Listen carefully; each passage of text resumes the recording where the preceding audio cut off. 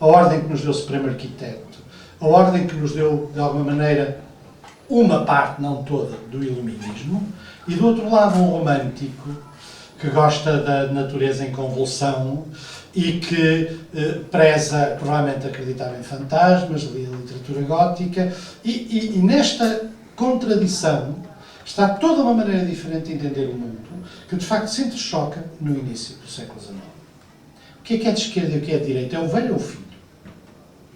Bom, há coisas de esquerda no velho e há coisas de esquerda no filho. O velho, que ao mesmo tempo é mais conservador, tem uma noção da ordem da sociedade que remete para a engenharia política. Ele pode fazer engenharia nos jardins, não pode fazer engenharia na sociedade. Mas a tradição da engenharia política, pelo comunismo adiante até aos dias de hoje, ainda se faz aí muita engenharia política com vários nomes. O filho era, de um certo ponto de vista, na sua época, mais reacionário, mais tradicional, mas ao mesmo tempo mais revolucionário. Ou seja, ele acreditava na importância da convulsão e da paixão, e ao mesmo tempo mais individualista. Das ideias do pai nasce muito do que nós conhecemos do Estado moderno, das ideias do filho nasce muito, se quiserem até contraditoriamente, do anarquismo e do liberalismo. Thomas Mann retoma uma antinomia diferente, mas igualmente política, na Montanha Mágica, que é também um típico romance de aprendizagem. O personagem principal vai, como se sabe, para o sanatório, nas montanhas, não está doente, mas sente-se doente depois de estar no sanatório. E discute com uma miríade de personagens que representam também, e nós estamos no início do século XX, que representam também os dramas da história e os dramas do século XX. Uma delas é o Sr. Nafta e o outro é o Sr. Stembrini. E nestas duas personagens, ele de novo retoma uma antinomia que também não é fácil colocar em termos de esquerda e direita nos dias de hoje. Nafta é um comunista especial, um comunista cristão, católico, cristão excessivo, que acha que as grandes obras do comunismo são medievais, são as catedrais, feitas coletivamente pelo povo, sem marca de autoria, sem individualidade, e, portanto, fala um pouco no sentido da massa anónima, do povo, que é o verdadeiro construtor das catedrais, e o Stembrini é nem mais nem menos do que um garibaldiano burguês do Ressurgimento, um homem que acredita, um homem com as ideias de Mazzini, um homem que acredita, no fundo, na Itália romântica do Ressurgimento e que, sob muitos aspectos, nós reconheceríamos como mais próximos de nós do que o cinema. Mas, de novo, o que é de esquerda e o que é de direita? O Sr. Nafta era de esquerda e o Sr. Stembrini era de direita? É difícil, porque se nós quisermos ir à hierarquia das coisas, em sociedades democráticas assentes no princípio do primado do direito, devemos isso às ideias do Sr. Stembrini. E a União Soviética, se quisermos, a uma certa ideia também coletiva, que também existe na tradição cristã, devemos ao Sr. Nafta. Não é fácil fazer estas distinções. Não é, do meu ponto de vista, útil para percebermos a realidade. Por último, penso também. Agora, do ponto de vista histórico, em relação a esta esquerda da esquerda, se quisermos também podemos levar a discussão para outro sítio, que é o seguinte. Há em Portugal algumas peculiaridades, que já foram aqui faladas, que nós discutimos pouco, mas tinha interesse em discutir. Primeiro, peculiaridades são dos dias de hoje. Nós temos, desde a década de 60, uma das maiores extremas esquerdas do mundo, a nível da Europa, dos países como Portugal. Já era importante nos anos 60 dizer, mas os grupos eram todos pequeninos. Mas garanto-vos que se somarmos os grupos todos à data de 25 de abril, havia tanta gente como no PC. Tanto que o PC estava em crise em vésperas de 25 de abril, contrariamente ao que depois pode parecer pela dinâmica que consegue imediatamente a seguir. O próprio PC viveu obcecado com a sua competição à esquerda muito mais que a sua competição à direita. Não é por acaso que Cunhal escreve quer um livro que publica, contra o esquerdismo, quer um livro que não publica, sobre a luta armada, a aventura, Cunhal, a partir desde o início da década, preocupa-se essencialmente com a competição à esquerda com o Partido Comunista. Em grande parte porque ele sabia que dentro do próprio Partido Comunista havia uma forte pressão, depois dos acontecimentos do Delgado e depois dos acontecimentos do golpe de Beja, havia uma grande pressão no sentido de haver luta armada. O Partido Comunista Português tenta organizar, e isso é outra das coisas que é interessante do ponto de vista histórico, tenta organizar, e certamente com o beneplácito dos soviéticos, não era possível fazer de outra maneira, organizações de luta armada desde meados da década de 60. Não foi só a ARA em vésperas do 25 de Abril. A ARA é o resultado de vários falhanços anteriores. Desde 1964, 65, que há pessoas no Partido Comunista Português que vão para Cuba, que vão para a União Soviética, formar-se para criar uma organização de luta armada.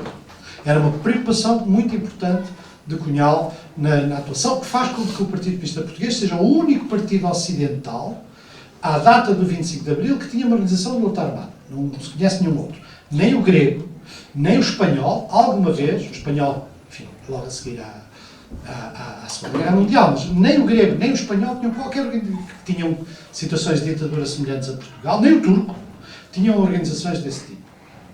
Já para não falar dos outros, que esses de todo nunca sonharam tal coisa.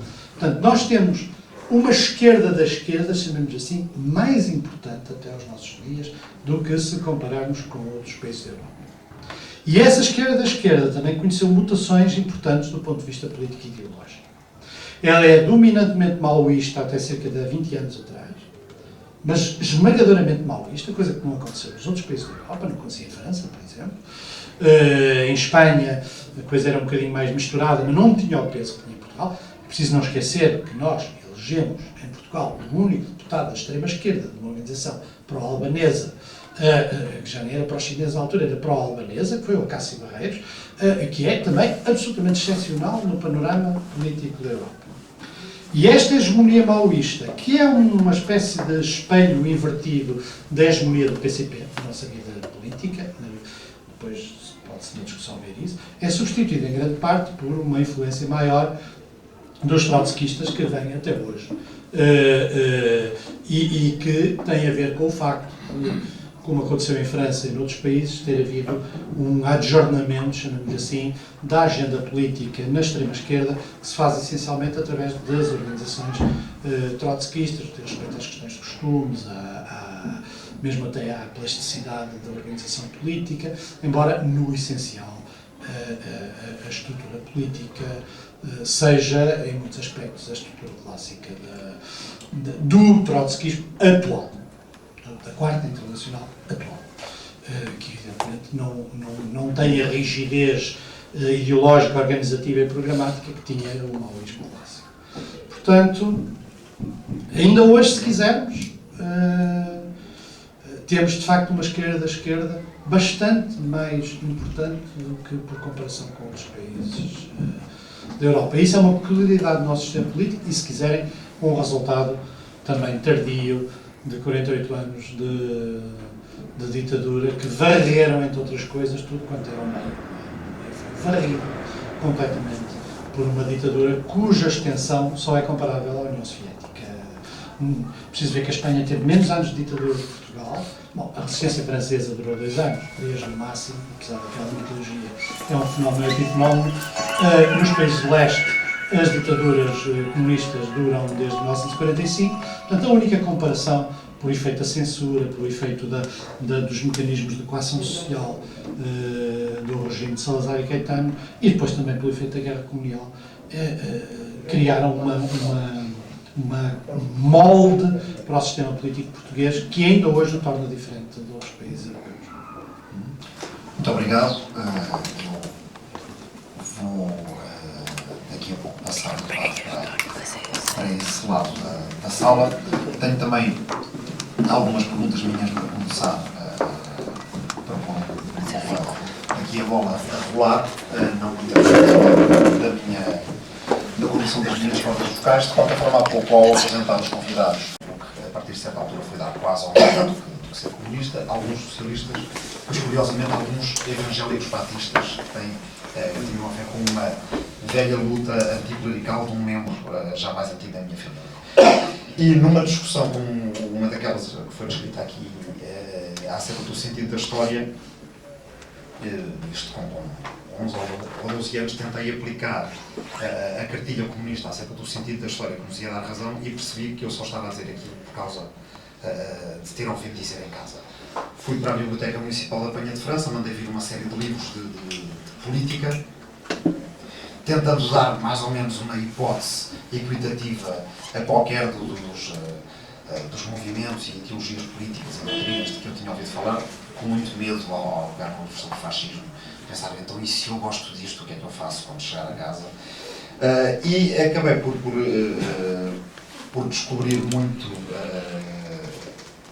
de forma muito fascinada, a produção da constelação do pensamento libertário. Eu chamo de constelação porque eu levava desde o Proudhon ao Bakunin, que já foi aqui citado, e que não era dos que achei mais interessante, mas ao Tolstói ou a certos textos mais políticos do Oscar Wilde, ou certos textos, mais no singular, num texto, há uma do Homem sobre o Socialismo, do Oscar Wilde, ou Orwell. Ou seja, uma esquerda não marxista em grande parte dos seus aspectos muito anti-marxista, em grande parte dos seus aspectos muito anti-utópica. E então é em grande parte com essa perplexidade, às vezes, que mais tarde me apercebi desta arqueologia, para citar aqui as palavras do José Pacheco Pereira. Foi só mais tarde, foi só depois desta descoberta mais bibliotecária do pensamento libertário que eu percebi que havia ainda alguns membros do movimento anarquista em Portugal, nomeadamente os que ainda se reuniam à volta do jornal A Batalha e da revista A Ideia, de que temos aí alguns exemplares na coleção. E, principalmente na Batalha, que era mesmo, a ideia vinha mais dos anos 60 em França, a Batalha, que era mais próxima, onde estavam alguns membros que tinham estado no movimento anarquista ainda na Primeira República, já não conhecia o Emílio Santana, precisamente alguns destes velhinhos que lá estavam, pareciam ainda mais velhinhos nesta altura, tinham tido uma biografia inteira de dupla resistência, por um lado, à ditadura e, por outro lado, ao marxismo. Portanto, tentando pensar, por exemplo, o combate de esquerda sem a luta de classes, alguns deles, outros assumindo em parte a luta de classes, mas muitos tentando recusar a luta de classes e às vezes o próprio conceito de classes, tentando, por exemplo,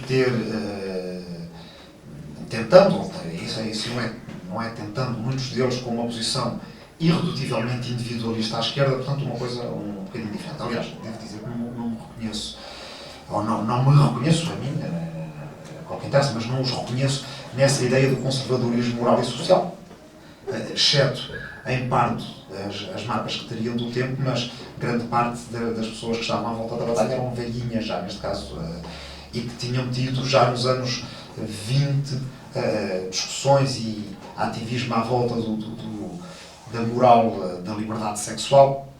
Uma das primeiras coisas do Pinto Courti, em 1908, é logo pela defesa do amor livre e com um peso feminino na organização que é bastante forte. Portanto, não reconheço essa descrição em relação ao anarquismo. O que, aliás, creio que faz alguma diferença porque, e esta é uma primeira pergunta, pergunto-me até que ponto há a preponderância do marxismo em anos e anos, em décadas de história dos movimentos de esquerda, e é uma pergunta que se calhar o Celso Cruzeiro toca nela a certa altura do seu discurso, a preponderância do marxismo e depois, mesmo dentro do marxismo, a preponderância do leninismo, ou seja, da organização com, em alguns casos, centralismo democrático, ou em praticamente todos os casos, a assunção de que há uma vanguarda, que é essa vanguarda que portanto, traz a revolução e dirige o proletariado. Essa preponderância é histórica, ou seja, parece exagerada historicamente quando é comparada com as correntes filosóficas da esquerda. Ou seja, a certa altura, por razões que podemos discutir, entre as quais o facto de, a partir de 1917, esta esquerda marxista-leninista contar com um Estado, e depois, a partir da Segunda Guerra Mundial, contar com vários Estados, Se não há um exagero nesta preponderância em termos históricos, que agora, precisamente, com a queda de Berlim, se desvanece. E em vários momentos aqui do discurso qualquer de vós os três, mais dos dois que estão aqui à minha esquerda, do José Pacheco Pereira, a ideia de que o futuro da esquerda está em certa medida no passado, mas não neste passado, ou seja, no passado em que havia uma preponderância marxista que é muito calcificante, por assim dizer, mas num passado mais antigo ainda, seja o passado da discussão entre reformistas e revolucionários, não é? Ainda dentro do marxismo, mas seja um passado do século XIX, de certa forma, não estou a dizer anti, mas estou a dizer anti-marxista, pré-marxista. Então, isto por um lado, se na tipologia da esquerda o marxismo me parece exagerado em termos históricos, por causa da sua preponderância no século XX, mas se essa preponderância do século XX se faz sentido transportá-la para os debates futuros sobre a esquerda. Outras duas ou três questões.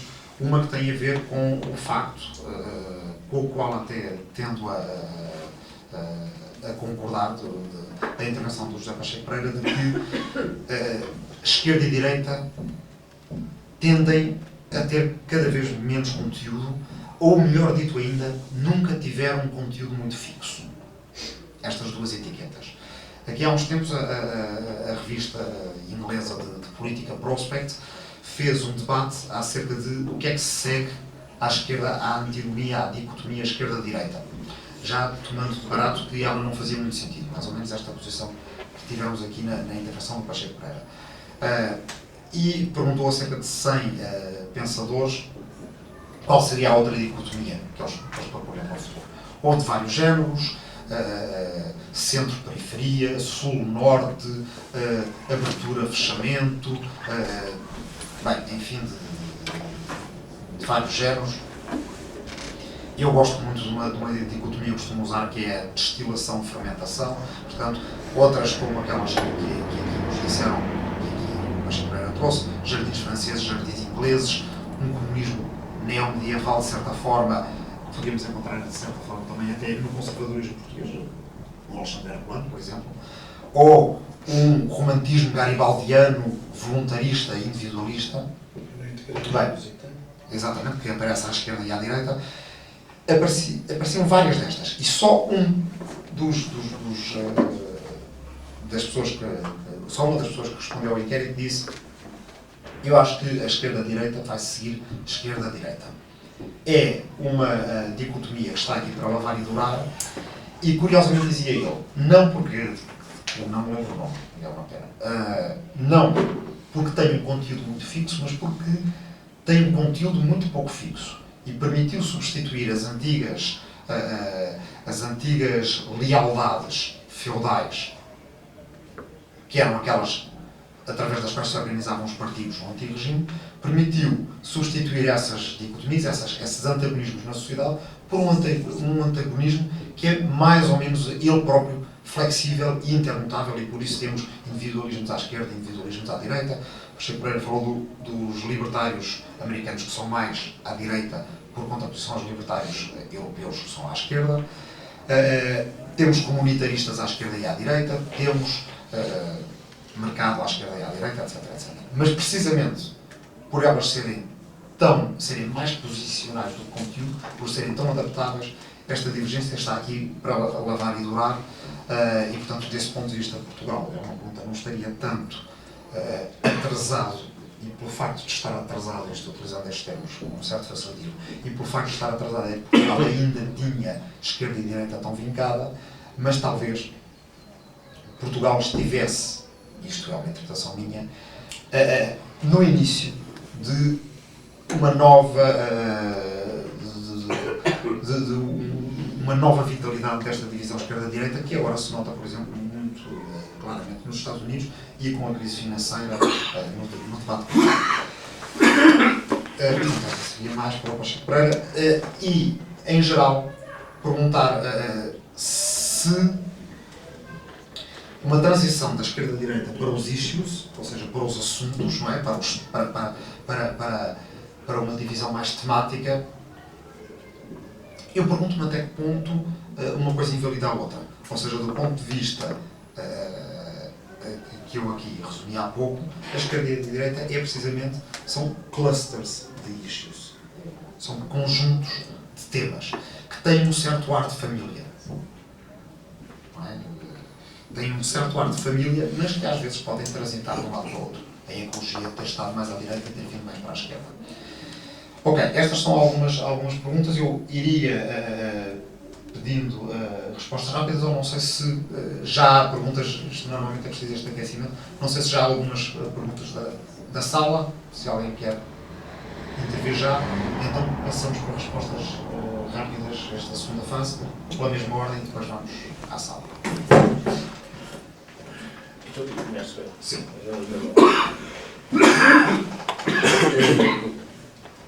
Claro que vai ser difícil ser muito rápido, mas porque são questões que... Mas depois voltamos. Certo, então eu estou em desacordo com o Pacheco Pereira, claramente, em relação digamos assim, ao modo como ele formula a questão na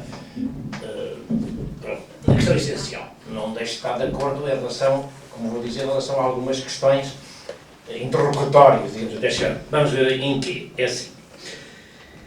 À esquerda e direita, eu acho que a esquerda e a direita existem, não sou futebolista, não sei se existiram sempre, mas existem claramente e são conceitos, não são conceitos ontológicos, aí, nesse aspecto, não são conceitos ontológicos, não são conceitos substantivos, não têm sempre um conteúdo, não têm, são, portanto, conceitos relativos, quer dizer, em que podem transversar e haver transferências de conteúdos, de temas, não. Isso aí está a identidade. Vamos lá já, também não... Exato. Portanto, vamos neste ponto de vista, obviamente, são conceitos de topologia política. Quer dizer, são conceitos de espaço, de colocação, onde nós podemos, referenciais, onde nós podemos colocar a abordagem de determinados temas ou a abordagem destes temas de outra maneira. Portanto, nesta medida, não são conceitos substantivos, mas existem. E agora eu vou dizer, o Pacheco Pereira terminou a comunicação dele, ou a intervenção dele, da seguinte maneira. Temos uma extrema-esquerda em Portugal das mais fortes do mundo. Ou seja, ele, neste conceito de extrema-esquerda de Portugal, definiu claramente, não disse, temos um grupo que vê os temas desta maneira em Portugal, não disse, ele referenciou, claro que, vamos dizer, o conceito de extrema-esquerda em Portugal que ele referiu é um conceito substantivo, claramente quer dizer, não, se calhar é difuso, se calhar é contraditório, se calhar tem dentro dele, mas é um lugar de topologia política, ou seja, ninguém precisou aqui de fazer uma pergunta do que é que ele estava a falar. Ele estava a falar da extrema-esquerda e, portanto, estava a falar da esquerda. E até estava a falar mais, estava a falar de uma franja desta própria esquerda. Estava a utilizar esse lugar topológico da esquerda, aquela realidade que ele nega, mas que estava a utilizar no seu discurso. Quer dizer, o seu próprio discurso, ele utiliza isso porquê? Porque, de facto, são categorias de inteligibilidade do mundo e do movimento político. Quer dizer, não são conceitos filosóficos, ontológicos, seguros, determinados, mas são categorias de inteligibilidade do mundo, referenciais, em que as pessoas utilizam e explicam, através deles, quer dizer, um posicionamento. Claro que se ele disser a extrema-esquerda de Portugal, que tínhamos que era muito forte, nós não somos capazes de corresponder digamos assim, à pergunta dele, ou à afirmação dele, dizer assim, esta esquerda defendia isto contra o Estado, defendia isto contra a economia, porque isso aí já, digamos, era um conceito rigoroso em excesso que esta delimitação não comporta. Esta é a minha opinião, mas claro que estou de acordo noutra coisa com ele, só estou em desacordo que, de facto, mas estou de acordo que a divisão esquerda e direita não é a coisa mais decisiva para modificarmos o mundo. Era um bocado, aliás, ridículo que nós, perante os temas, movimentos sociais, a temática cultural e política, tivéssemos a travar o movimento a vez por uma estrada da esquerda ou da direita. Não, isso A qualificação de esquerda é prospectiva, é depois da transformação, ou dentro do ser que essa movimentação se possa qualificar, ou ser uma maneira mais qualificada como dentro do movimento da esquerda, ou melhor, do local, do espaço público político da esquerda, ou dentro do espaço político da direita. Já lá vamos. Ora bem, e portanto é com estas reservas que eu coloco. Não creio que seja uma questão arqueológica, não só, embora evidentemente também seja bastante, nem sequer afetiva, subjetiva e emocional, embora também o seja. E nesta questão da topologia política não entram critérios de racionalidade estrita e de outra. Entra também a afetividade e a emoção e tudo isso. Quer dizer, nós hoje sabemos que o conhecimento, e nas teorias modernas do conhecimento, não é apenas uma razão cartesiana, neutra. Não.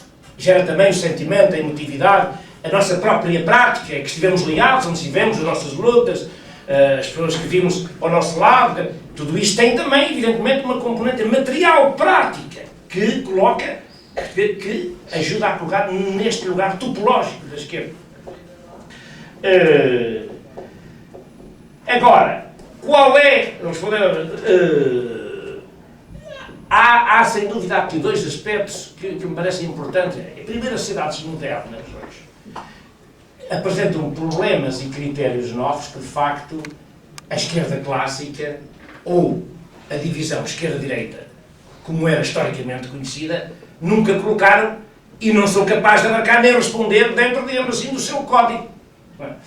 É isto que eu entendo que é preciso criar, uma esquerda nova. Uma esquerda nova que seja capaz de ser esquerda e responder à compreensão em novos moldes dos novos problemas das cidades modernas. Porque eles existem de facto.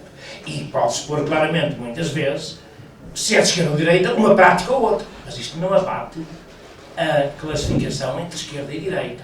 A classificação, isto é lugares topológicos referenciais que nos ajudam a explicar as nossas posições. Mas pode-se pôr. Mas também sempre se pôs. Quando o Ribbentrop faz um acordo com o Stalin, quer dizer, o pacto de não agressão, aparentemente aquilo classicamente uma potência classificada historicamente de esquerda está a fazer com a direita. Quer dizer, quando o Ziuganoff agora e o Zhirinovsky fazem aquela aliança na perspectiva dos fascistas, colocam-se perplexidades. Ou seja, isto já existia antes, mas agora existe mais. Existe mais porquê?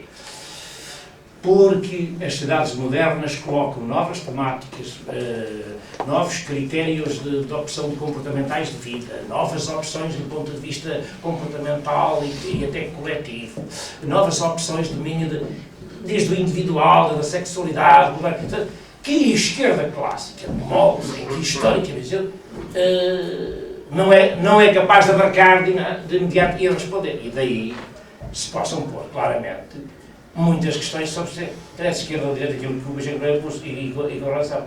Eu, quando fui a Cuba a primeira vez e vim de lá, tive uma conversa com camaradas do CPI que eu apanhei inúmeros aspectos de direita do regime cubano.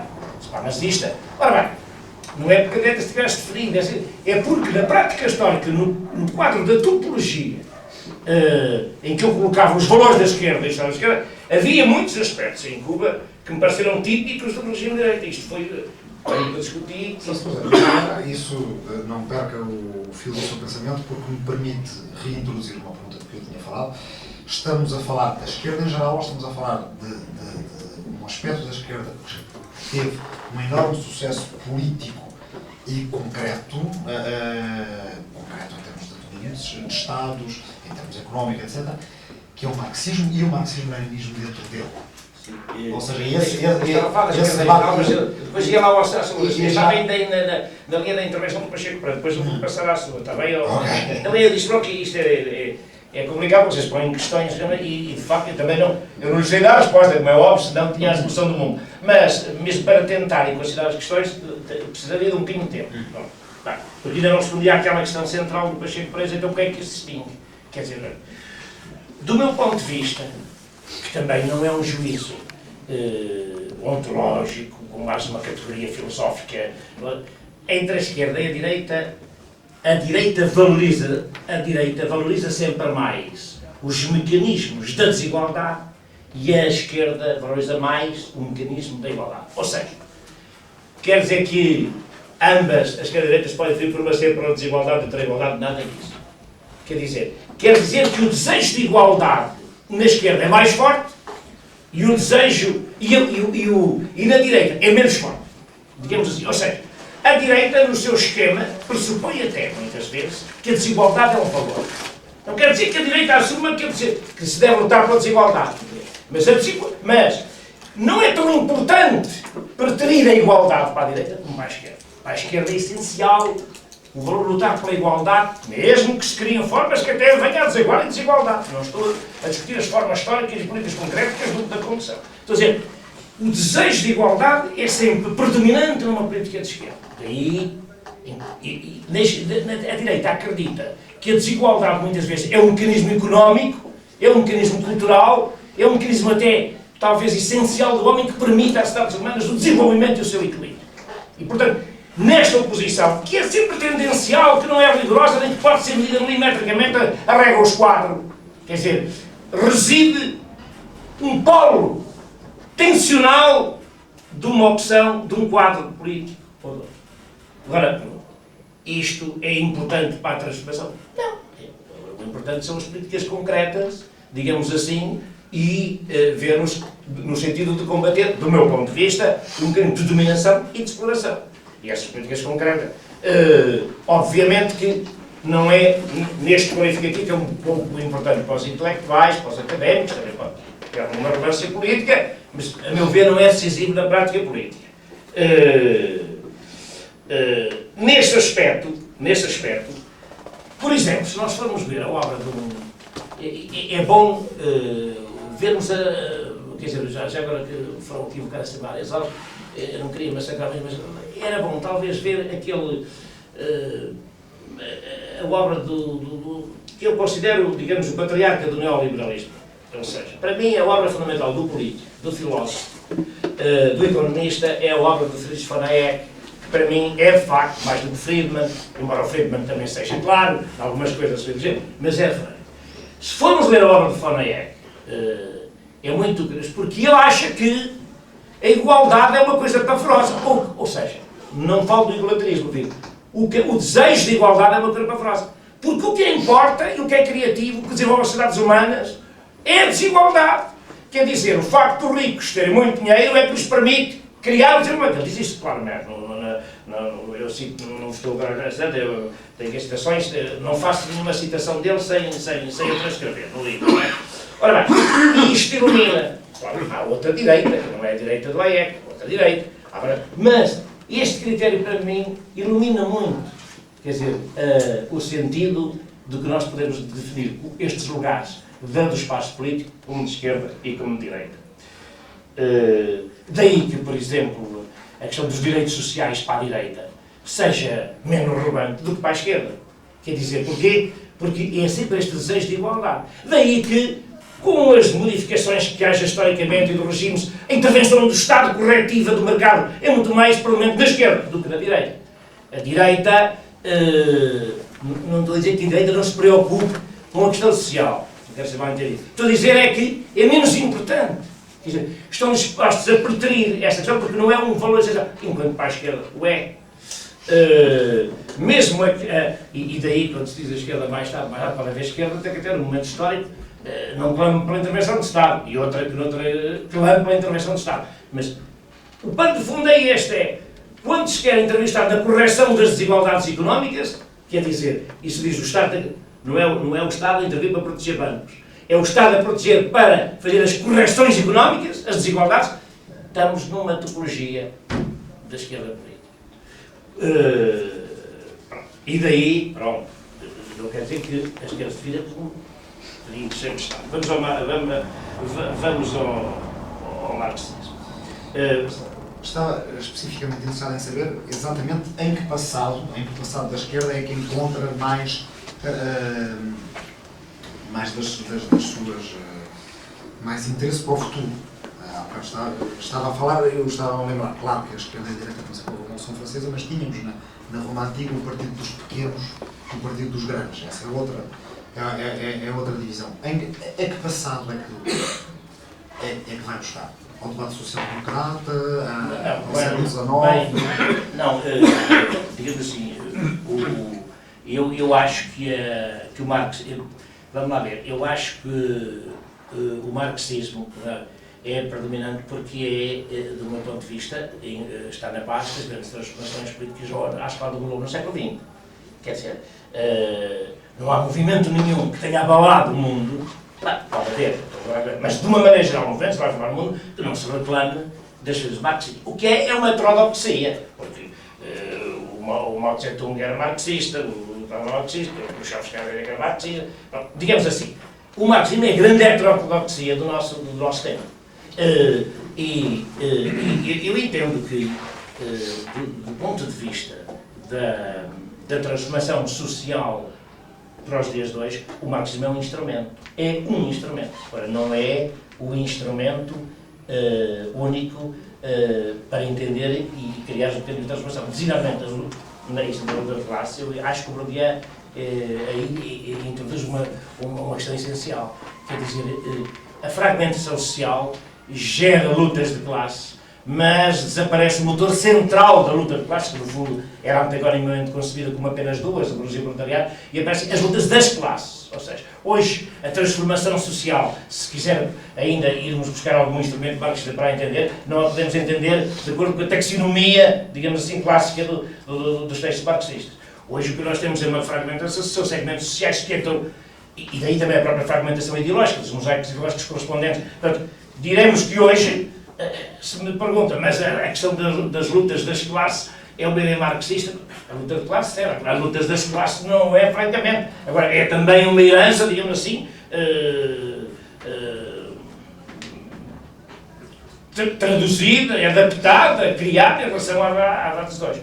Eu, nesse aspecto, devo dizer o seguinte, não tenho em relação, dada a meu percurso particular, eu nunca tive ligação a nenhum partido que fosse muito explosivo, muito absoluto na sua explicação. Eu andei sempre para momentos que relacionados um movimento amplo, não sei agora o Bloco de Esquerda, eu também subscrevi o manifesto de fundação do Bloco de Esquerda, mas não sou militante, mas parece-me também ter potencialidades nesse campo, mas não tenho... a minha ideia é essa, já em 74 definíamos.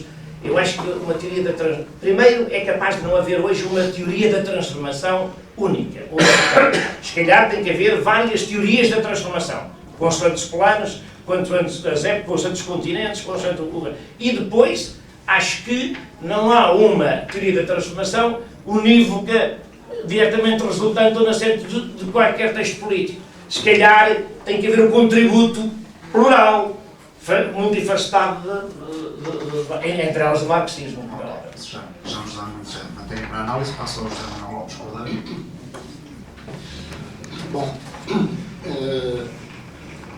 eu queria começar por dizer duas outras coisas em relação a outras duas coisas que o Pastor Pereira disse, nomeadamente sobre a origem da dicotomia esquerda-direita, que obviamente é com a Revolução Francesa.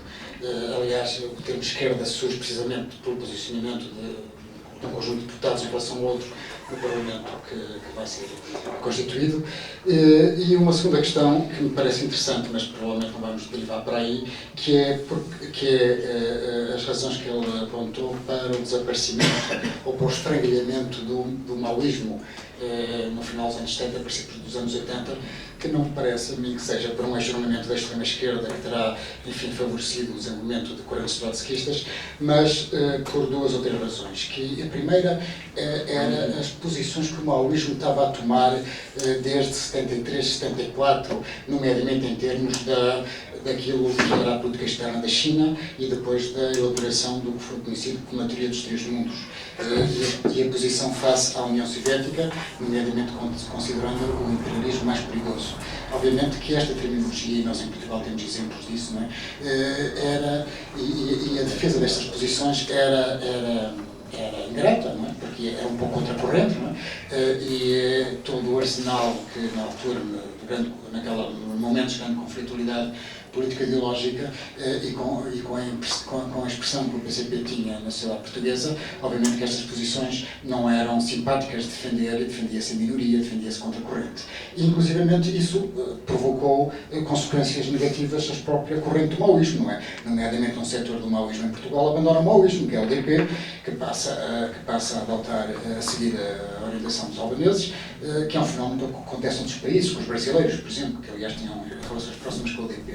De modo que o primeiro ponto, que tem a ver com falar, nunca refleti muito sobre isto, né, mas já agora que ele colocou a questão, tem a ver com as posições que a China foi tomando, nomeadamente no seu posicionamento face à União Soviética e o surgimento da teoria dos três mundos.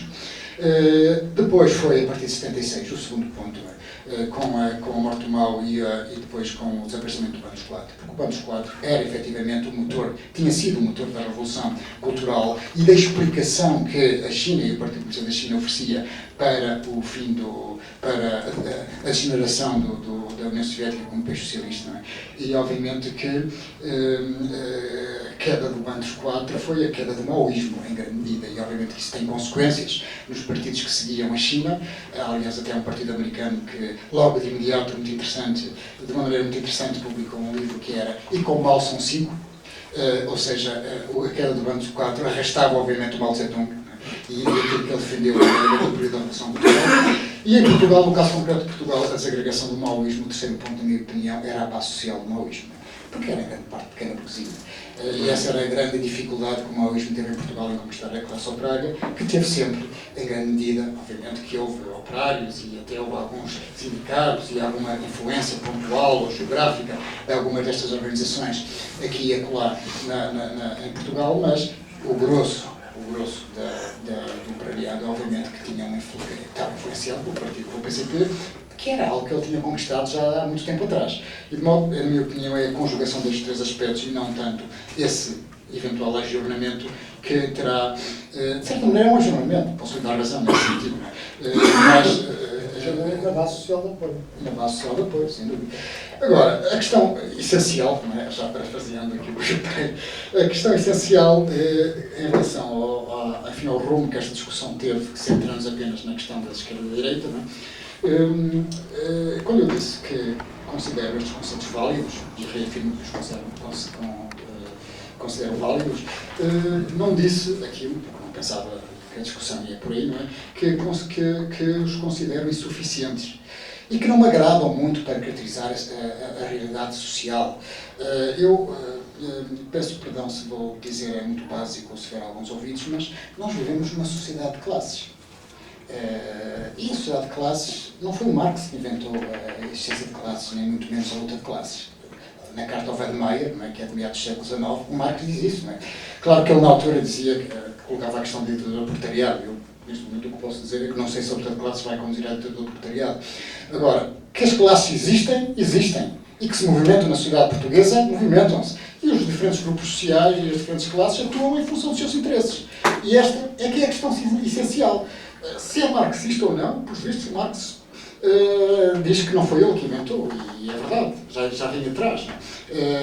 Agora, o que aconteceu também, nós temos que conjugar isto, na minha opinião, com algo que foi muito importante e que marcou muito e que é nosso contemporâneo. Nós todos temos essa experiência, que é a sociedade europeia do pós-Segunda Guerra Mundial.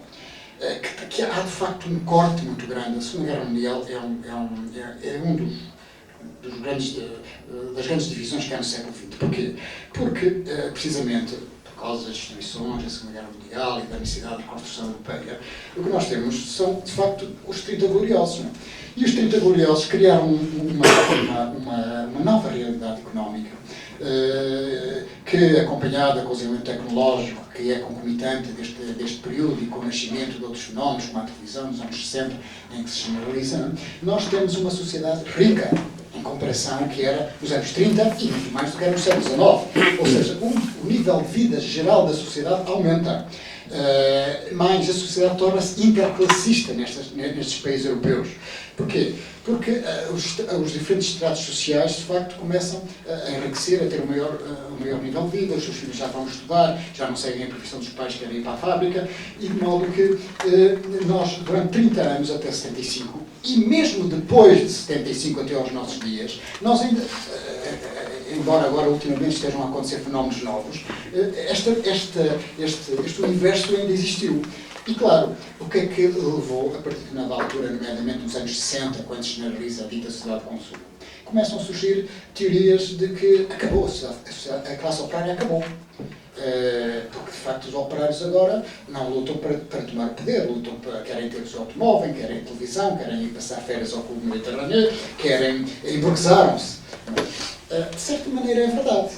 O problema é que para substituir estes operários vieram outros operários, não é? Estes operários que se emburguesaram, de facto, mas vieram os imigrantes, depois vieram os do terceiro mundo, não é?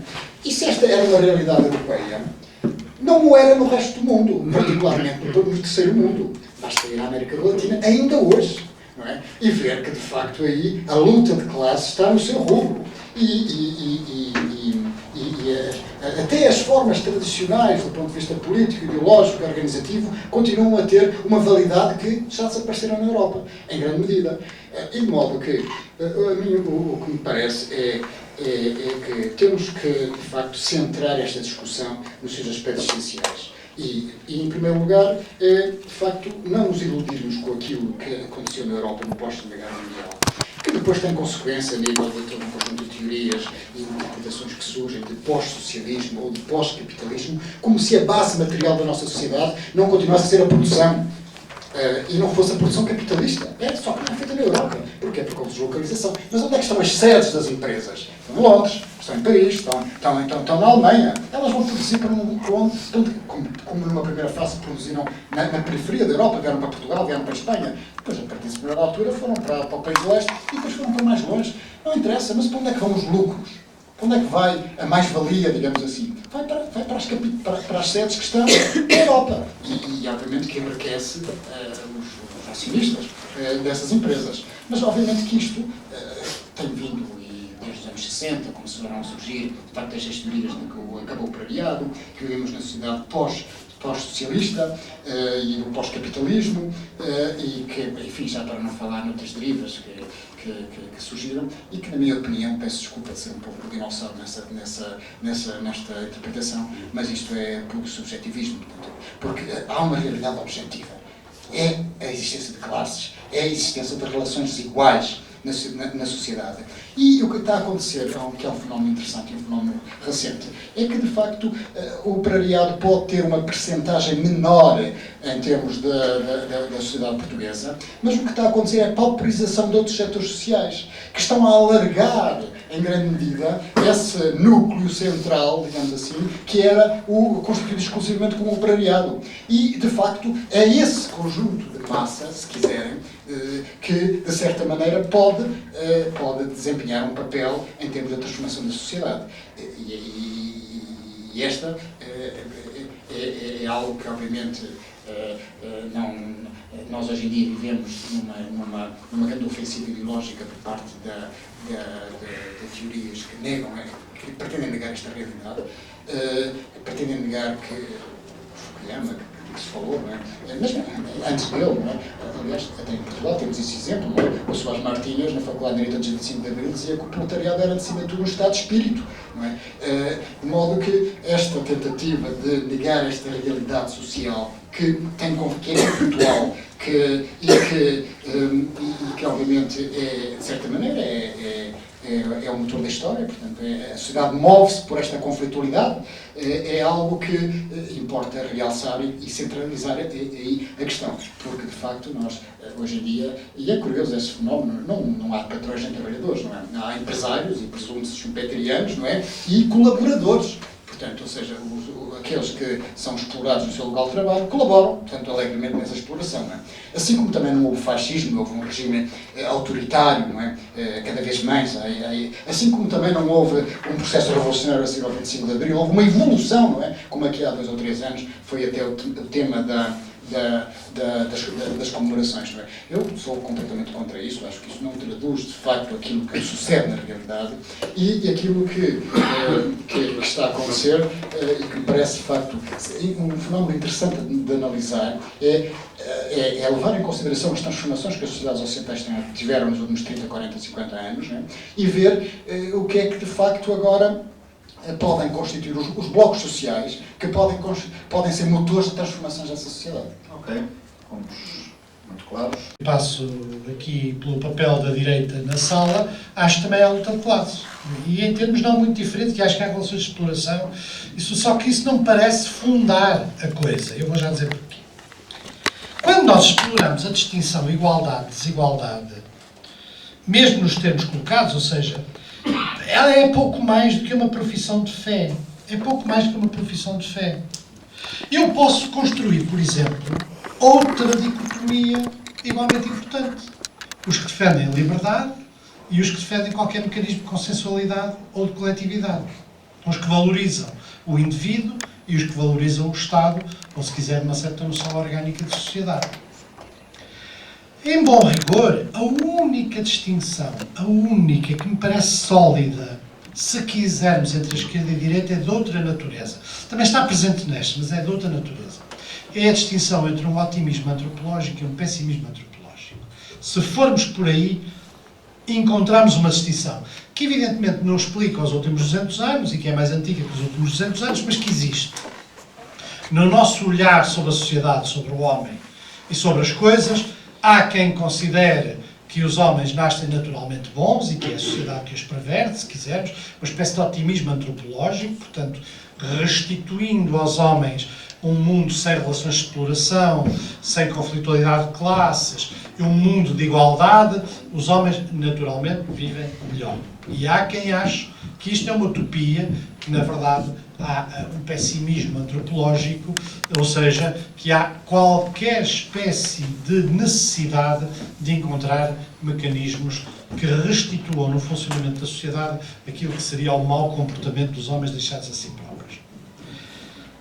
Estas distinções podem-se fazer, mas qual é a utilidade dela para analisarmos a realidade? Se eu disser, bom, eu sou muito de esquerda porque sou muito a favor da igualdade. Mas depois nunca é na prática. Na prática, os regimes que se fundaram nestas ideias deram todos tortos. E os que não se fundaram tiveram melhores resultados. Eu dou-vos um exemplo que, por exemplo, muita gente recusa pensar.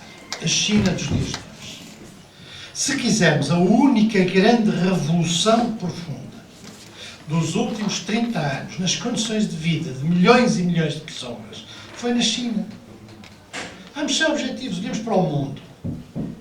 Olhemos para o mundo. O mundo melhorou nestes últimos anos. Não há volta a dar. Seja em que circunstâncias for, com a exceção um bocado mais complicada da África, de um modo geral, as pessoas vivem melhor do que viviam no passado. O que não é um critério especial, mas é um critério que às vezes aqueles que se centram na distinção esquerda e direita têm dificuldade em julgar. O critério das pessoas concretas, dos homens concretos. Vivem melhor ou pior. Quando se centra o problema na relação de exploração, não se vê as melhorias. Vê-se que a relação de exploração continua. Ora, se eu quiser encontrar uma grande transformação social, é na passagem de milhões, de centenas de milhões de seres humanos, na China e, de alguma maneira, também na Índia, e se quisermos, noutros países do Oriente, de condições no limiar da sobrevivência para uma vida com um consumo e uma qualidade mínima. E fizeram-no entrando naquilo que o Marx gostava. O Marx, se vivesse hoje, e se fosse coerente com aquilo que defendeu, era um bom partidário da globalização. Porque ele achava que era a globalização, no sentido de a generalização das relações capitalistas que, de alguma maneira, preparariam o mundo para o socialismo. Daí ter escrito a favor, de alguma maneira, da política de canhoneira. Desse ponto de vista, o Inocêncio de Queiroz era muito mais à esquerda, porque criticou os bombardeamentos de Alexandria como punição em relação às atitudes que se tinham tomado contra os interesses ingleses. Não, o Marx era a favor da política de quem dinheiro, era a favor da abertura forçada dos portos do Oriente, era a favor da generalização da economia capitalista. De uma maneira que nós hoje também podemos compreender com a globalização. Portanto, nós podemos discutir aqui na base de todas as abstrações e achar que uns gostam mais da igualdade e outros convivem melhor, já vou utilizar esta forma moderada, com a desigualdade. Mas depois, nunca é na prática. Porque na prática nunca deu assim. Na prática nunca funcionou assim. Pelo contrário, os que era suposto preocuparem-se mais com a igualdade deram origem a regimes muito desiguais e a grandes desigualdades. O preço que os russos pagaram para obterem condições de vida mínimas, que quem conheça a URSS sabe que, em muitos casos, no interior e mesmo nas grandes cidades, eram absolutamente, não eram da miséria, nem eram da pobreza, mas era a um nível muito baixo de qualidade de vida e de subsistência, foi enorme em vidas, em desgaste de pessoal, enormes, enormes. Num certo sentido, muito menos que os que viviam nos Estados Unidos. Nós nunca queremos fazer estas análises, nunca queremos fazer estas comparações, porque vivemos sempre dominados por uma interpretação ideológica dos factos. E quando olhamos para a União Soviética, de modo geral, vemos o regime, podemos condenar o regime, muita gente à esquerda condena o regime, considera que aquilo não é socialismo. Mas é como em Cuba. Depois, quando se vai à discussão concreta, acham que, apesar de tudo, tinham ensino para todos, tinham escola para todos, que não havia desigualdades gritantes. Claro que havia desigualdades gritantes. A começar dos russos e as nacionalidades, que é uma coisa que a gente também lida mal neste aspecto político. Os russos viviam melhor que os georgianos, viviam melhor que os povos da Ásia Central, viviam melhor do que quem vivia, os povos do Cáucaso, viviam efetivamente melhor. Não havia desigualdades, havia até nacionais do exército. Só quando o exército russo entrou em decadência é que uma parte importante, por exemplo, de oficiais, uma parte da oficialidade menor, mesmo assim, tinha origem em outros grupos nacionais que não fosse o russo. A realidade, nós entramos ou não com a realidade na análise ideológica. Quer dizer, como o socialismo parece nunca ter existido em lado nenhum, porque nenhum é perfeito, e é por isso que eu digo que é muito uma questão de fé, volitiva, utópica, como nunca existiu em lado nenhum e em todos os lados é apenas uma questão programática utópica, nós nunca analisamos a realidade e nunca julgamos pela realidade. Há sempre um núcleo que sobrevive à realidade. Está lá puro, intacto.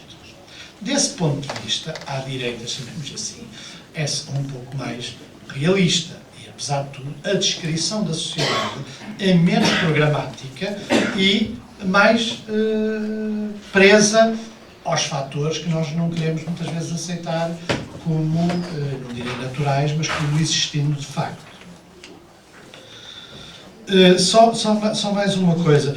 E como é que nós defrontamos, por exemplo, a questão da globalização? É paupérrima a análise da esquerda sobre a globalização. Da direita, se quiserem, também. Eu utilizo esquerda e direita, não porque eu acho que os termos, mas porque é mais fácil. É única e simplesmente do ponto de vista classificatório. Porque a gente... Mas se quiserem, eu passo do ponto de vista classificatório e deixo de usar, me entendo na mesma com as coisas. Ou os nomes às coisas, em vez de utilizar a classificação. Mas utiliza a classificação. Por exemplo, a globalização, que nós vemos agora apenas, é evidente que ela começou pelo capital financeiro. Nós não podemos dissociar o fenómeno da globalização de outros fenómenos. Da possibilidade, pela primeira vez, nós temos um mundo em linha, que foi um aspecto muito importante. Nós vemos a internet de um lado e vemos a globalização. Não, devemos ver tudo no seu conjunto.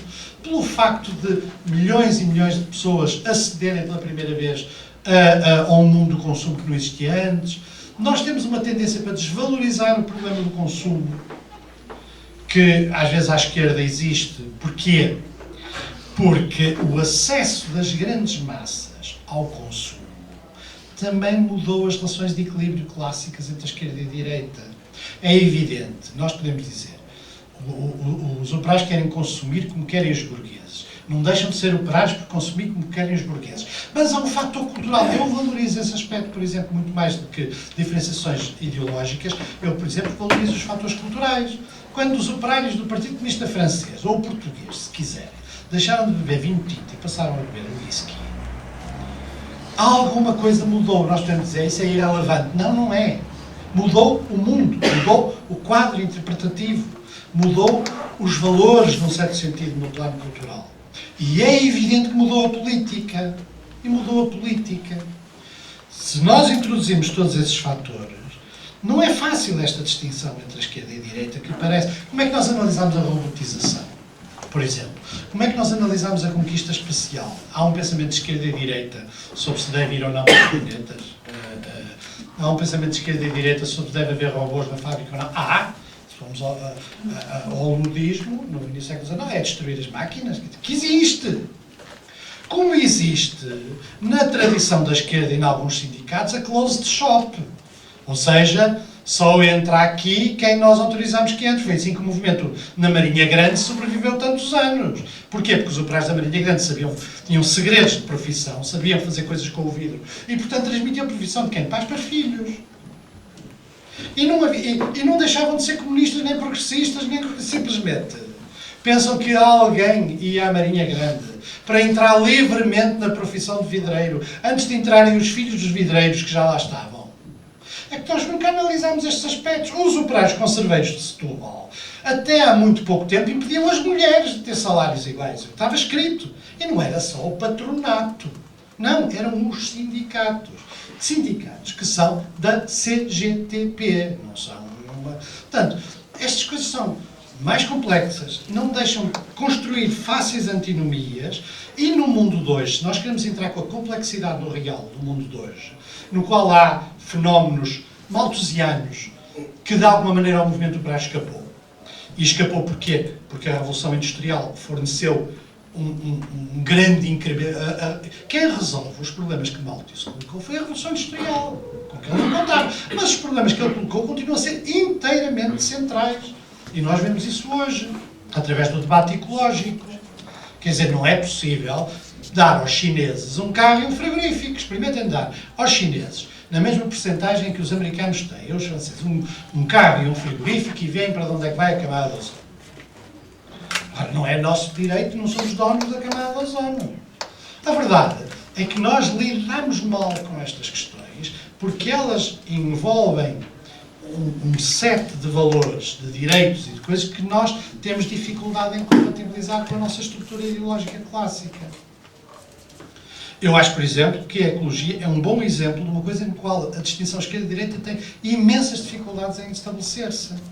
Tradicionalmente, o modelo de desenvolvimento da esquerda foi um modelo industrial intensivo, que é característico, que gera operários, que dá às fábricas, quer dizer, como é que é possível manter, e como é? Voltamos como aos anarquistas para a sociedade rural.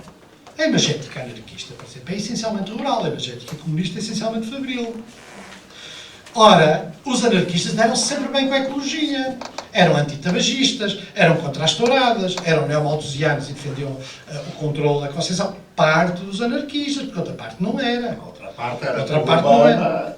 Outra parte, os sindicalistas revolucionários eram muito diferentes. Portanto, a minha prevenção é que eu acho que os quadros com que nós usamos são muito redutores e muito simplistas e, se quiserem, em última instância, inúteis para perceber a realidade.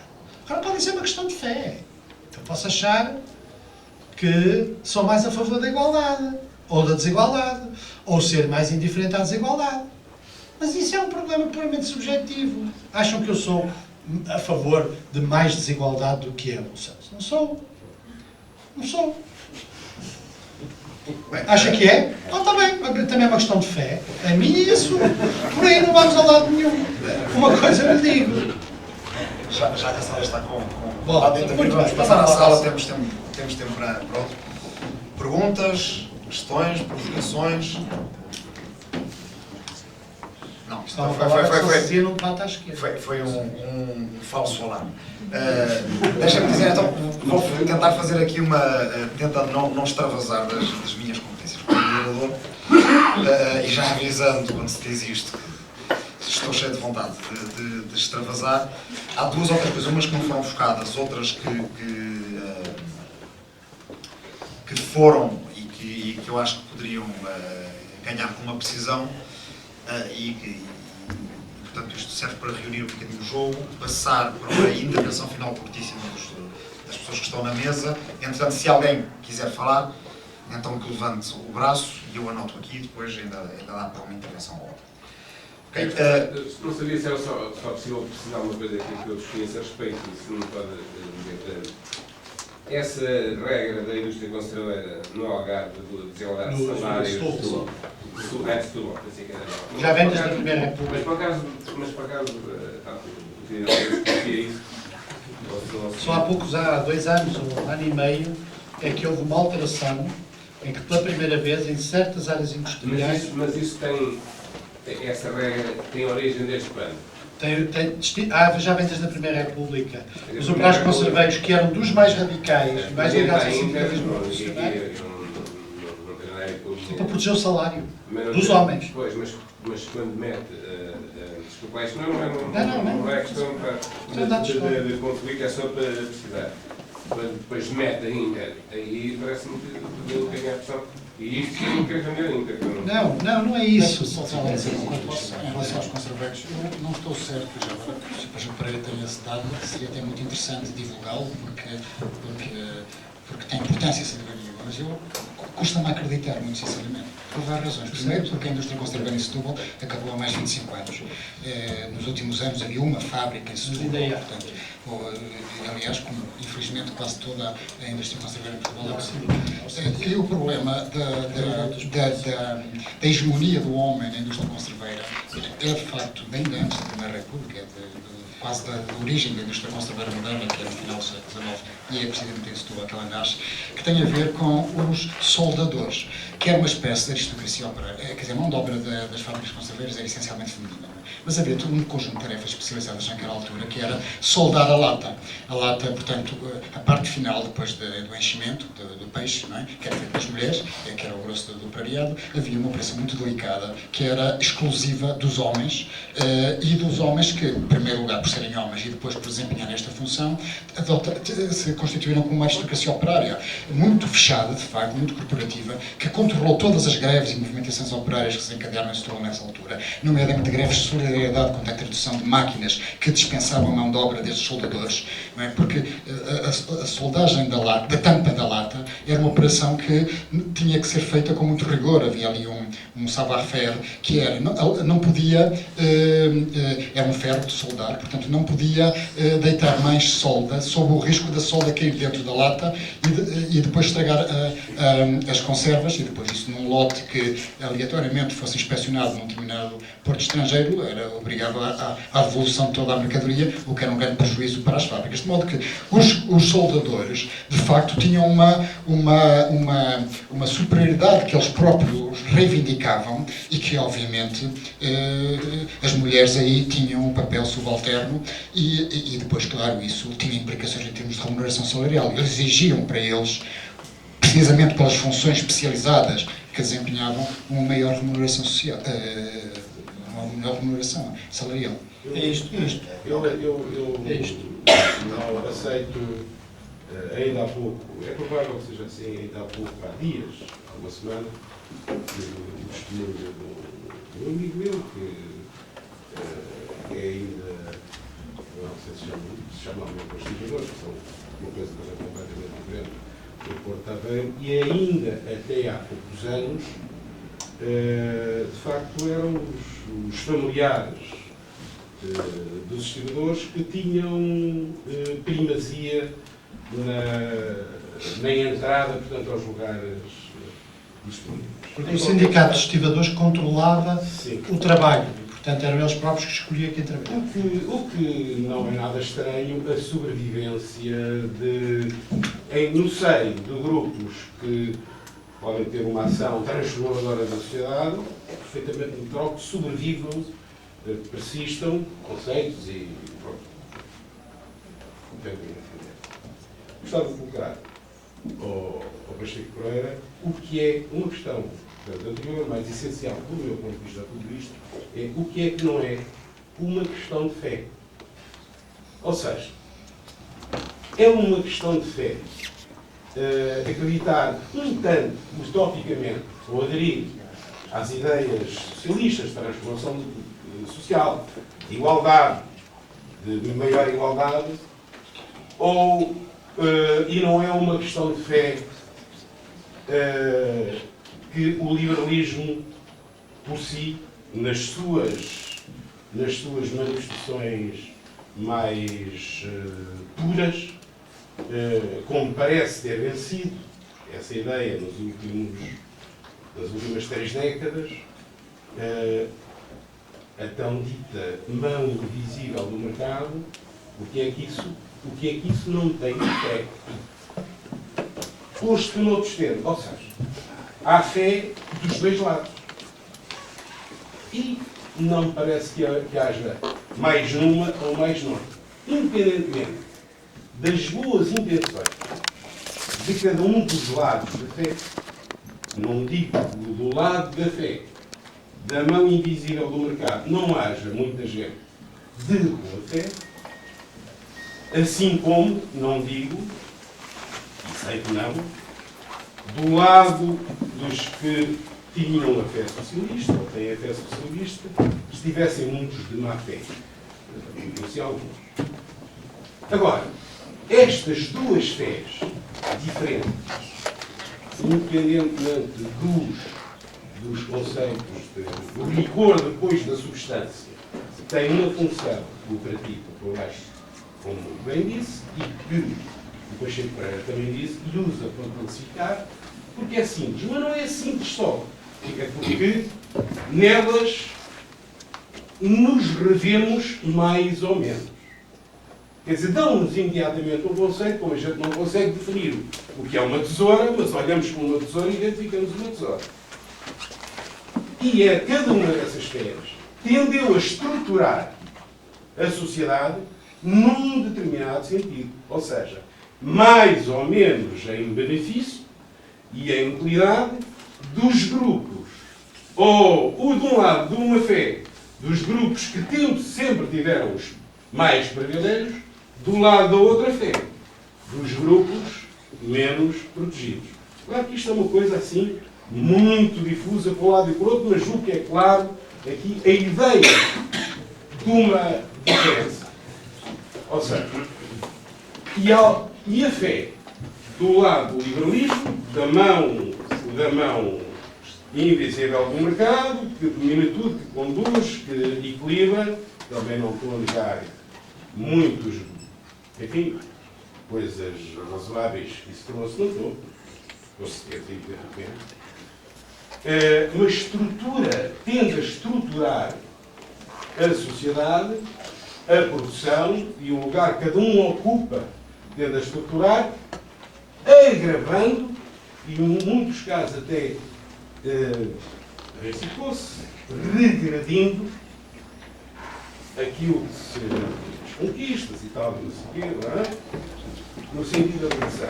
E acentuar as divisões, acentuar a diferença entre os que têm os maiores benefícios e os que não têm. E do outro lado, como outras coisas, do outro lado, a outra fé,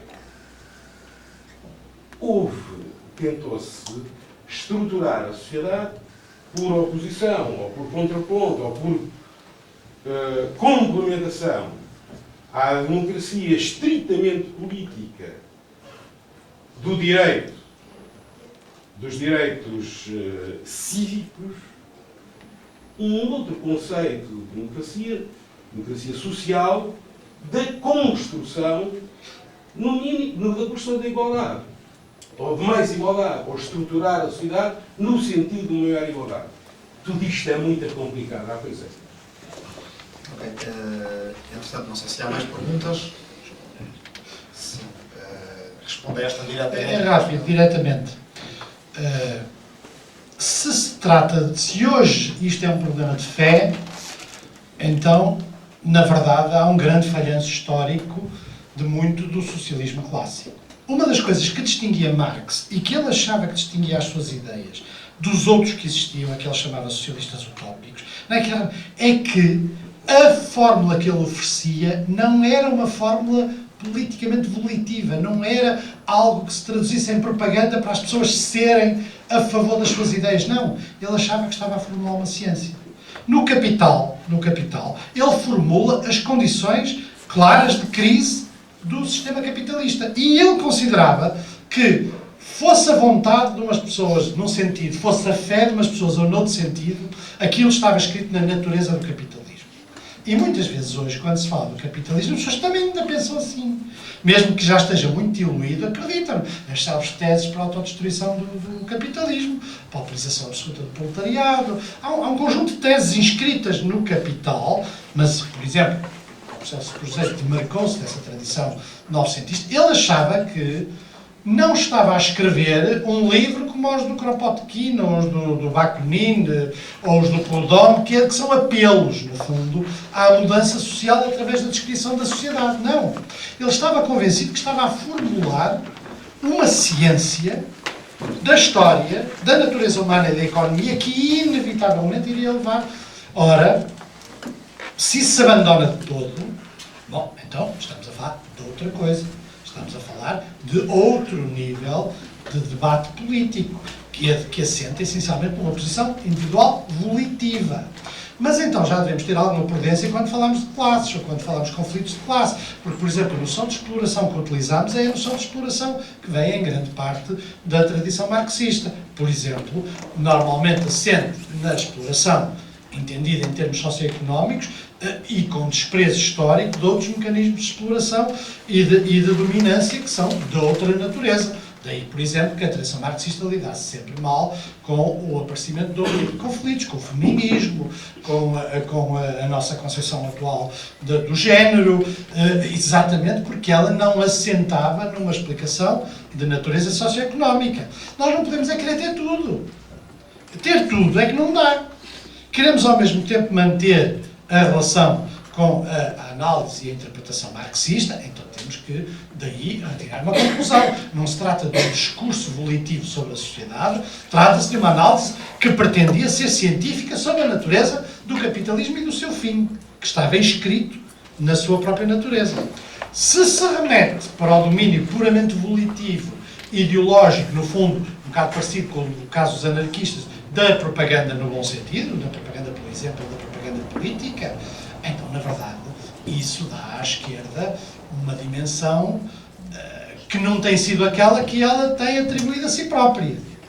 Porque ela tem atribuído a si própria, ao mesmo tempo, uma missão salvífica e, ao mesmo tempo, uma interpretação mais próxima das fontes da realidade e compatível, como Marx achava, e Engels mais do que ele, com a natureza da ciência. Mas não só. Mandel, o Tratado de Economia Política de Mandel, é uma tentativa de pegar no capital e adaptá-lo àquilo que a ciência contemporânea, desde a arqueologia, a antropologia, a sociologia, saía. Esta tradição é muito forte na tradição política que nós chamamos de esquerda.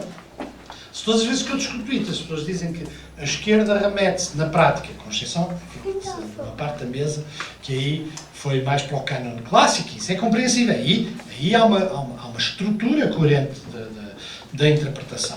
Apenas para um fenómeno volitivo e de fé, bom, então há várias perguntas que é preciso fazer que ninguém faz, que se pode fazer em relação aos grupos de esquerda atuais.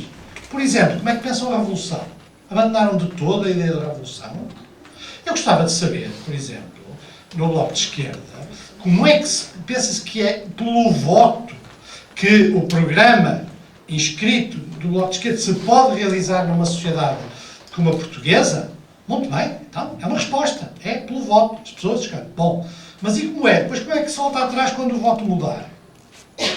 Como é que se volta atrás quando na segunda votação, a votação... Isto é um problema que sempre foi resolvido na tradição através da substituição dos mecanismos democráticos por mecanismos que eu entendo ser menos democráticos. Claro que o PC não dirá que são menos democráticos, porque fala de uma democracia avançada. Outros entendem que é uma democracia participativa. Mas, em todos os casos, diminui-se sempre os mecanismos fundamentais da democracia parlamentar.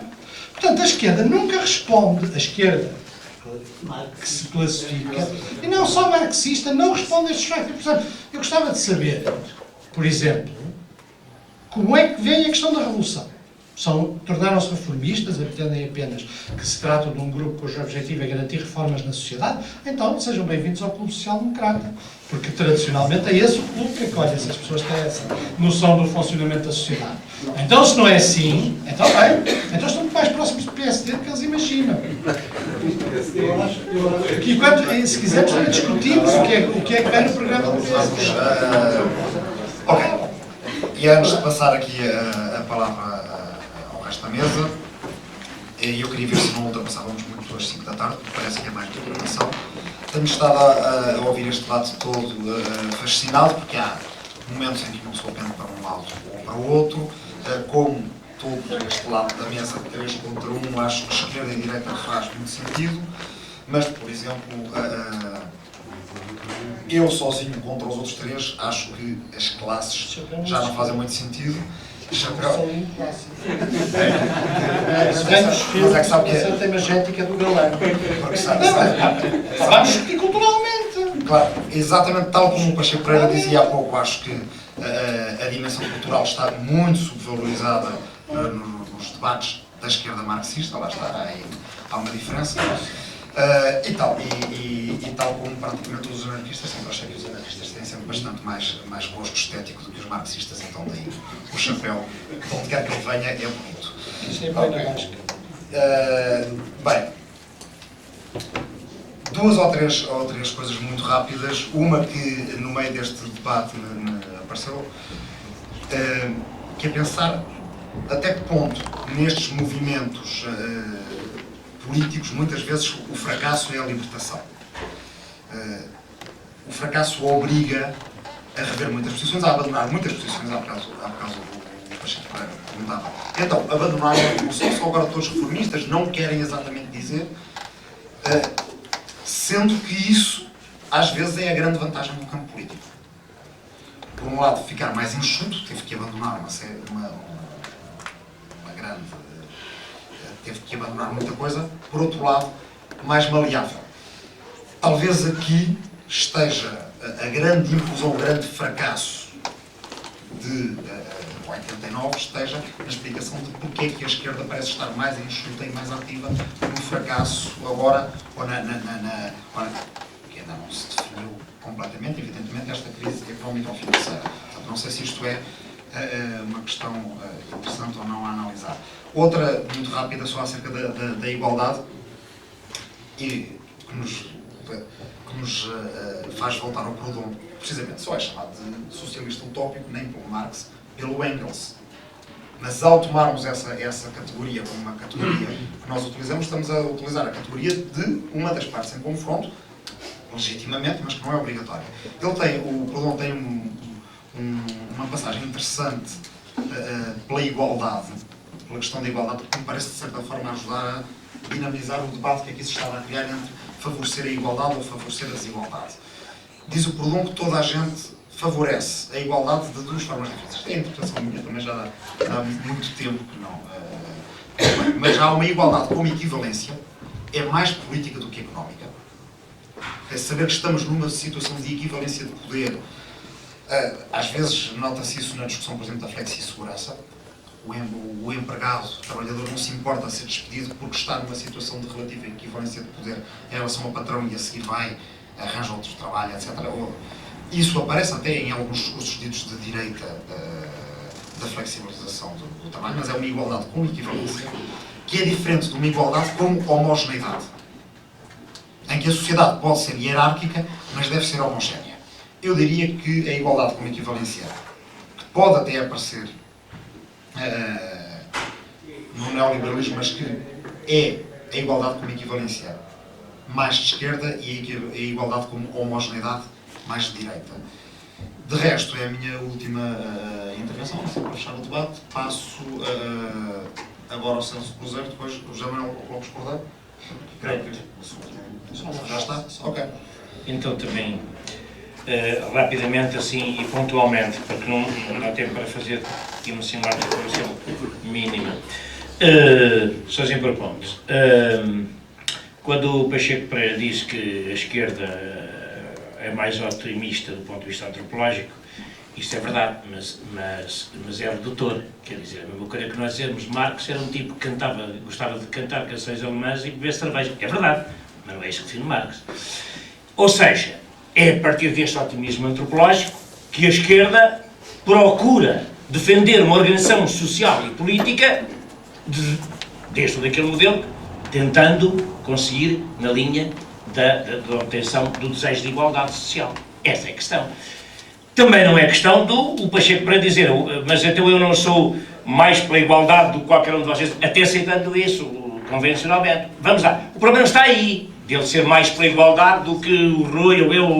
O problema está aí é que políticas concretas cada um de nós defendemos e se essas políticas concretas são ou não no sentido de caminhar para tentar conquistar um regime social que favoreça esses valores, ou não. Ou se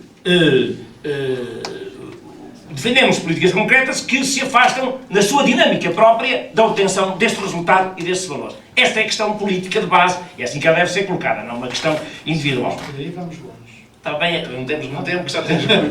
Mas deixa-me só já agora. É que você falou muito mais tempo, cara. Eu sei. Para você, porque gastou tempo. Deixa-me Mas só. eu estou em minoria. Não está nada, não está nada. Quem gosta da igualdade... Não, há questões aí. Não, há questões do seu discurso que tiveram concordância, verdadeiramente. Bem, agora a questão a globalização, também, esta questão que falou mesmo da globalização. Vamos ver, a questão da globalização, quando eu falo em globalização, não falo numa escala comunicacional aberta ao nível do globo. E, portanto, das vantagens, das transmissões de cultura, nada disso, porque isso é tudo positivo, ou pode até ser negativo sobre a distribuição de outras culturas. Mas não interessa, não é essa a questão. A globalização que se fala, e de que eu falo, é a globalização económica ou financeira. E, geralmente, o que é a globalização financeira? Muita gente ainda não percebeu isto, mesmo nos debates. É que, quando havia a internacionalização das economias, já havia alguns aspectos da globalização, mas não estava instituído o sistema da globalização financeira. Porquê? Porque havia ainda um regime internacional entre as economias. Os países adotavam ainda regras de procedimento nessa relação das economias de uns com os outros. A partir da globalização financeira, o que é que gera a globalização financeira? Foi a implantação do livre câmbio, completamente, e a destruição das paridades que tinham sido instituídas em Bretton Woods. Ou seja, a partir da globalização financeira, não há mais regime internacional de economia. E este é que é o problema que define a globalização. Porque antigamente podia ser a internacional... Muitas vezes se confunde a globalização com a internacionalização da economia. Não, a internacionalização da economia é quando ainda há um regime. Ainda há um regime em que as economias internacionalmente se entrelaçam, ou seja, ainda há algumas regras. A partir do livre câmbio e da destruição das barreiras, a globalização financeira, as empresas passam a financiar-se exatamente na Bolsa, internacionalmente. Quer dizer, é aberta esta autoestrada clara e essa é que é a característica essencial da globalização financeira. Deixou de haver qualquer regime internacional das economias. Ou seja, isso era só para essa questão. Do resto, eu estou de acordo que a globalização tem inúmeras vantagens do ponto de vista cultural, tem algumas desvantagens, mas tinha que se fazer um balanço crítico. Em relação aqui, também ainda em relação à questão da última intervenção do Pacheco Pereira, é evidente que o conceito de exploração de Marx, o marxismo não é Marx, quer dizer, como ele sabe muito bem, muitíssimo bem, se calhar melhor do que eu. O problema é esse. O marxismo é, a meu ver, uma heterodoxia grande, que é construída pelas várias correntes marxistas, pelos vários pensadores marxistas, diferentemente, até porque ao longo da história se combateram países e regimes e grupos e partidos que ambos se referenciavam do marxismo. Eu acho que o conceito de exploração marxista deve manter-se ali também como referência, mas ele tem que ser completado com o conceito, com outros contributos, geralmente com o conceito de dominação. Foi o marxista que fez este trabalho fundamental. Eu não gosto muito de citar nomes, o Eric Olin Wright, que é os homens do marxismo analítico, que construíram uma fusão que completaram uma teoria de exploração e dominação nas sociedades modernas, indo buscar os instrumentos marxistas e acrescentando. Foi uma coisa que permitiu esclarecer, uma coisa que o Nico Spolanzas andou nas suas obras a tentar esclarecer e nunca conseguiu, que era este labirinto. Era quando se aumentavam a nova classe operária, queriam-se meter os quadros técnicos das empresas e os engenheiros também a nova classe operária, e se dava construções...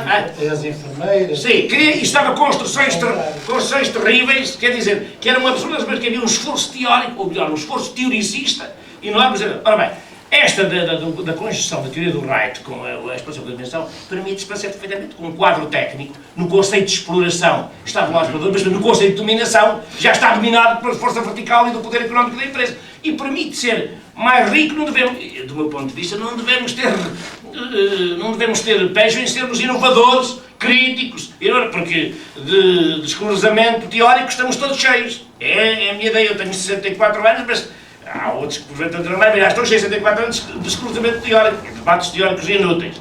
Muito mais inúteis do que a divisão entre a esquerda e a direita.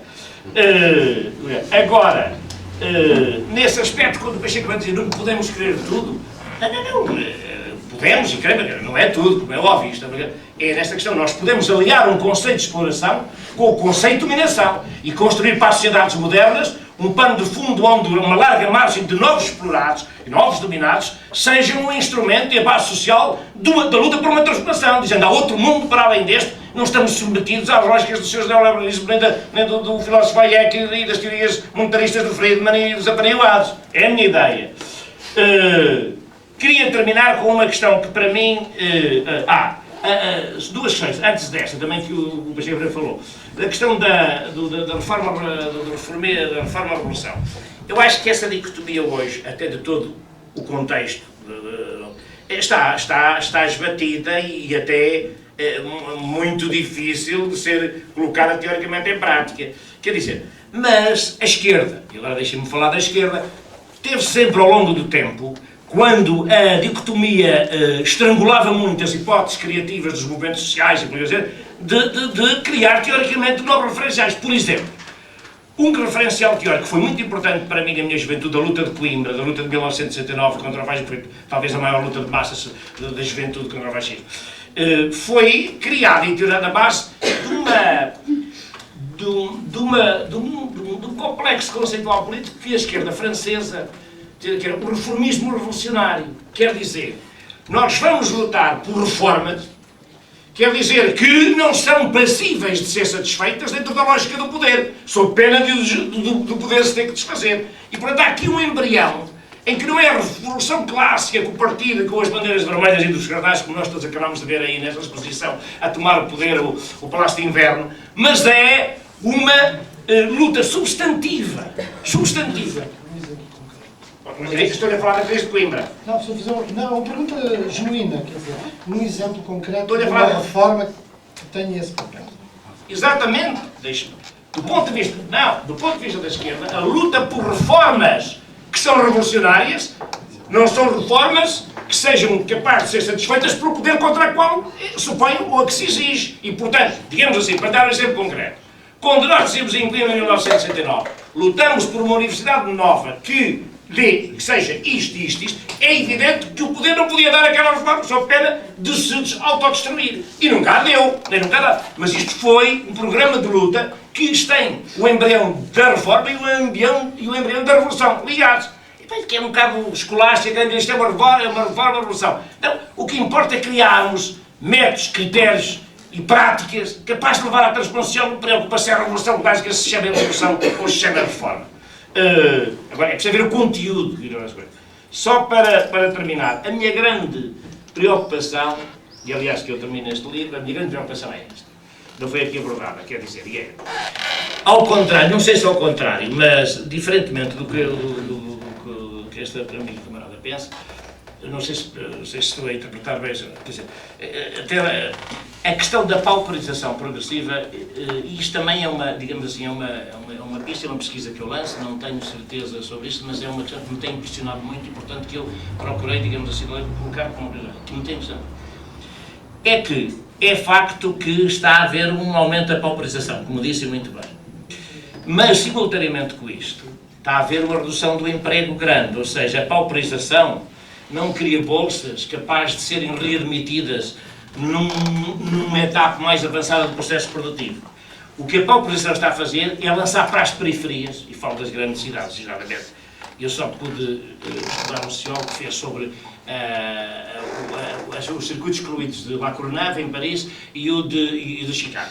Ou seja, está a criar uma cidade dual em que cada vez menos têm emprego e a pauperização não vai cobrir setores que mais tarde possam comportar a integração num bloco histórico, transformador, revolucionário, com um programa. Não! É que estão a ser lançados para os guetos e para as periferias para uma perspectiva e um trabalho onde não tem perspectiva alguma de transformação. Ou seja, a malta que hoje anda invade Paris e que abala o poder em Paris, ou que faz, digamos assim, o poder chegar à janela para ver e fechar a porta, não são os operários da época fordista, com o facto de pagar como os da Lisnave em 74 aqui tinham os da 79. Não, são hordas e pessoas que vêm, que não trazem programa nenhum de transformação, nem ideia nenhuma para transformar. Elas são resultantes de várias componentes da pauperização, da proletarização, da imigração, da delinquência, de setores sociais vários, que transportam em si um desespero. Não é só os velhos, é os novos. Quer dizer, os novos, a juventude, não têm a questão de arranjar um emprego, integrar-se na sociedade do ponto de vista político, administrativo. Não. É a lógica, é o desespero. E, portanto, este problema pode ser construído com a esquerda clássica, procurando transformar esses pessoais. Não. Será com a esquerda clássica ou com esta nova esquerda, reclamando uma reconstrução do Estado que seja capaz de dar vazão à integração e à inclusão destes homossexuais. São excluídos, não têm lugar na sociedade porque o está atual. Exatamente. Exatamente. E é aí que vai fundar a nova revolução.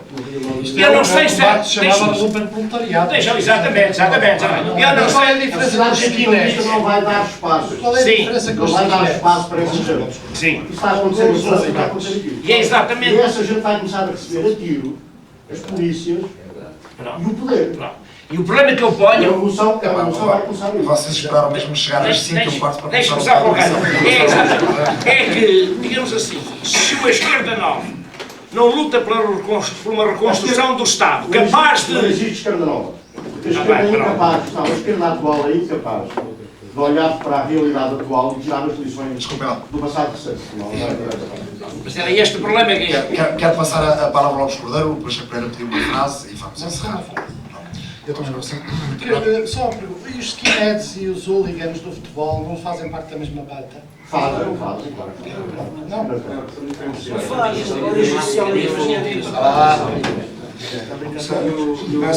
Os anarquistas quando têm que meter ordem não são machos. Ordem, passa ao Lopes Cordeiro. Bom, eu também vou ser muito rápido e vou dizer uma coisa que de facto eu não sou muito adepto desta questão da esquerda e da direita, nisso concordo com o Pedro Pereira. Agora, acho que ela existe, não é? Como disse há bocado, como tenho que dizer há bocado, interessa mais a outra análise da sociedade, nomeadamente tendo em consideração o lugar que as pessoas ocupam no processo de produção. Esse para mim é que é a questão que é fundamental na realidade. Agora, e também hesito muito sobre esta questão do pessimismo e do otimismo antropológico. Provavelmente aqui, não sou de esquerda, não é autoclassifico dessa maneira, mas sou pessimista antropológico. Isto porquê? Porque nós não abordamos aqui algo que me parece importante, decisivo e que terá consequências a médio ou a longo prazo, não é? Que é a questão da situação internacional. A situação internacional é muito grave.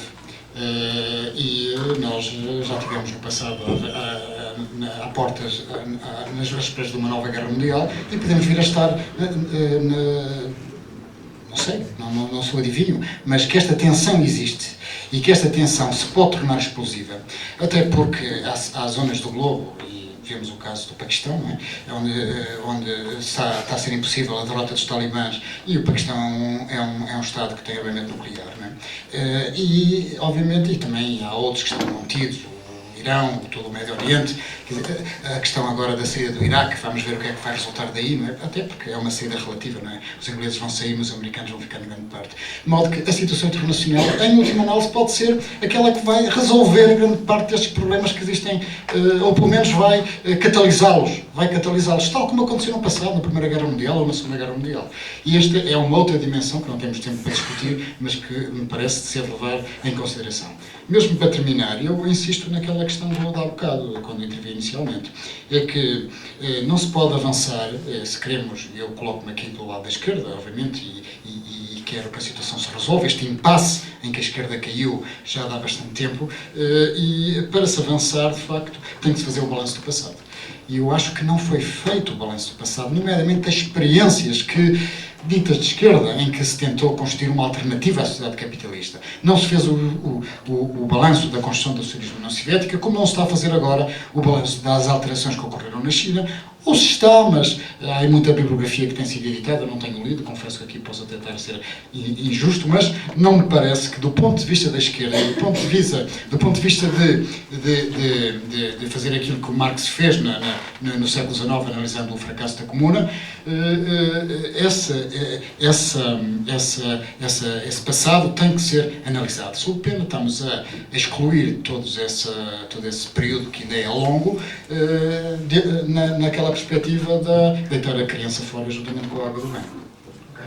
Uma frase. Bom, eu acho que esta é uma discussão. Não. Eu, por exemplo, sobre Coimbra tinha imenso para dizer, porque eu percebo a percepção que as pessoas de Coimbra têm sobre o que aconteceu em Coimbra. Mas eu, por exemplo, que era ativo no movimento estudantil do Porto, achava os tipos de Coimbras mais conservadores e reacionários que havia, que queriam apenas democratizar a universidade. Eu sou autor de um texto... Está enganado, não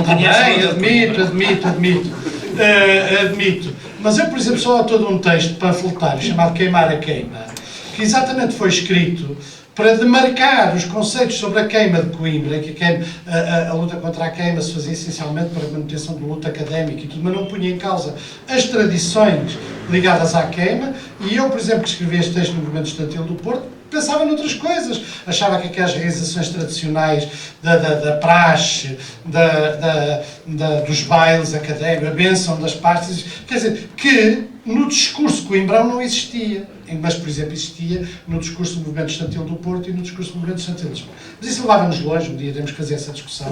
Porque...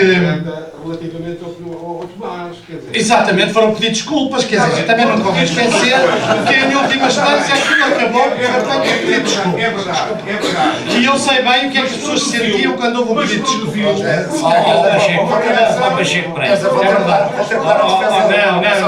Não. Mas houve ou não houve um pedido de desculpas? Sim, eu sei. Houve ou não houve um pedido de desculpas?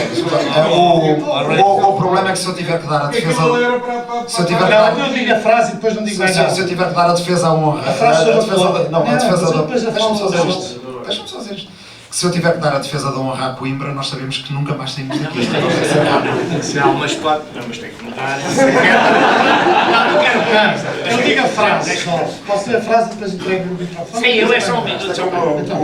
É só. O Pacheco Pereira sabe bem, e eu presto homenagem sobre as suas qualidades de honestidade intelectual, porque eu vi que você não sabe que eu penso da ida ao Presidente da República. Eu sei. Não, mas eu não me estava a referir assim. Escrevi no livro. Eu sei. Mas eu não me estava a referir assim, estava a referir ao movimento de Coimbra. Está bem. De facto, termina... Tem é como tudo.